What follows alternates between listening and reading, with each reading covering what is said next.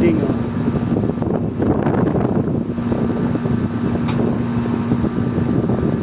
Point something.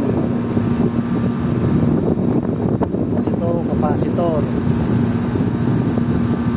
tapos yun ito compressor, yun naman contactor, yan terminal block, transformer, tapos yan yung board. Ito may capacitor pa pala dito, mas maliit, para sa pan siguro to.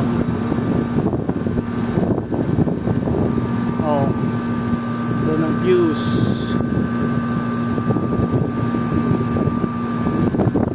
Ang naman, bakit nagtitrip? Bakit nagtitrip? Okay, troubleshoot muna, observation, investigate, ganon.